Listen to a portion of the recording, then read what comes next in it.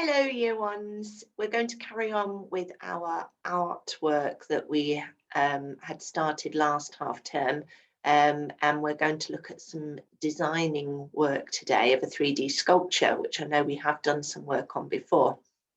Let me share my screen so you can see the PowerPoint. Okay, so we are designing a 3D sculpture, and it's going to be based around the book that Miss Hames read a while ago called Somebody Swallowed Stanley. So let's have a look at what our main aims are today. So our main aims are to understand the story of Somebody Swallowed Stanley and its links to the environment, to be aware of the artwork of Courtney-Hale and the types of materials used, to design an underwater 3D sculpture using only recycled materials.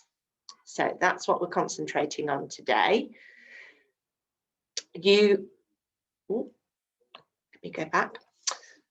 You might have already have heard the story being read by Miss Hames. If you haven't, pause this video now, and there's a link here where you can listen to the story being read. It's really important because we're going to ask some questions from that story. So pause if you haven't heard the story. If you have, then we're just going to have a little look at some questions to do with Stanley. So I want you to discuss with your adults the following questions. Who was Stanley? So who is Stanley in the book? Who's the character? Where was Stanley? So where was the book based? Is that where Stanley really belonged? So wherever the story was based, is that where Stanley should have been? And explain your answer. And have you got an experience that links to this story? So pause the video now and have a little chat about those things. Okay, I'm going to tell you one of my links to the story. So hopefully you will know that Stanley is a plastic bag. He was in the sea, which is definitely not where plastic bags should be.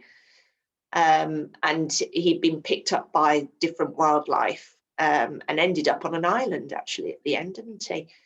And my experience is that I have been to the beach before, and I've been rock pooling with my children, and I have seen crisp packets and plastic in the rock pools, which I've picked up and then put in the bin.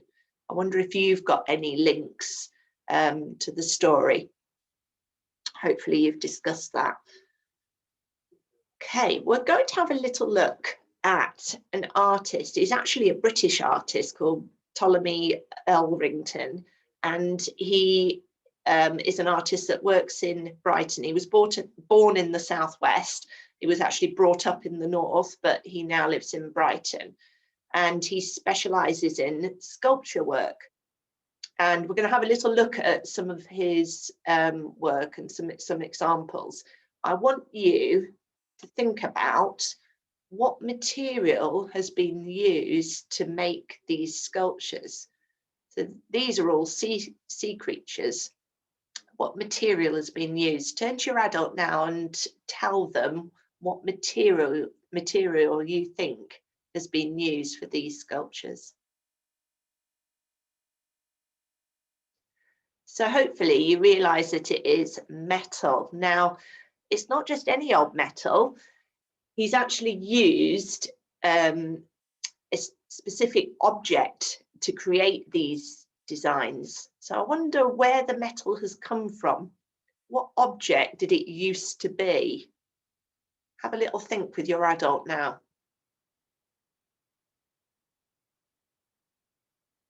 Okay, it is a tricky one. You can see a few clues around.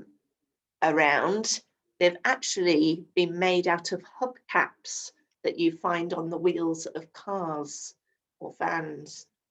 So that's what he's used. So he's recycled material in order to create his sculptures. Now we're going to have to think of a design now. I want you to think about what sea creature you would like to create. Now, when I was doing this, I looked at lots of pictures, and I've got some pictures here for you to look at of different sea creatures. You might have books at home that you can look at that have got sea creatures in, or you might want to do a Google search yourself.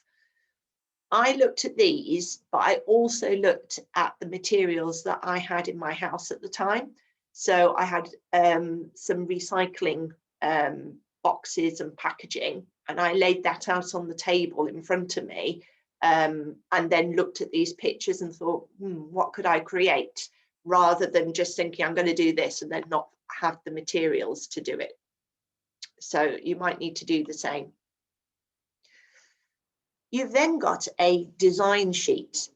So on this design sheet, you have a look here, look, you've got a box to draw your design. You've got a box to write down the resources you will need, the materials you will need. You've got a box to think about what you will add to your design to create texture. Now, texture makes something a bit more interesting. So I'll talk about the texture that I'm hoping to add to my design in a minute, and then hopefully you'll understand what we mean by that. And then you need to look at the skills checklist and think about whether you're going to be using the skills of cutting, sticking, joining, folding. There might be other skills that you use that you might need to add to that. So just add them on if you need to. Now, when I looked at all the recycling that I had, I decided that I was going to create a jellyfish, and I had quite a good shaped yogurt pot. So that is what I use for the main bulk of the body. Now, to add texture, because the yogurt pot was just smooth, and to add texture and a bit more depth to my design, I decided that I was going to cover, or I want to cover my yogurt pot with bubble wrap. Bubble wrap's got a really good texture, and you want to just pop it, don't you, when you see it? So I thought if I cover it with the bubble wrap, cover the pot with the bubble wrap, it will give a really good texture to my jellyfish. And then I'm going to use strips of plastic packaging for the tentacles. And I'm just not going to just use one package. I'm going to use different sorts, and I'm going to use some of the bubble wrap as well, which again will add texture. So that's my design. Remember, you only fill out that first sheet. The other side of the sheet we'll have to do after we've made our design. Ooh. I look forward to seeing your designs on Dojo. Bye, year ones.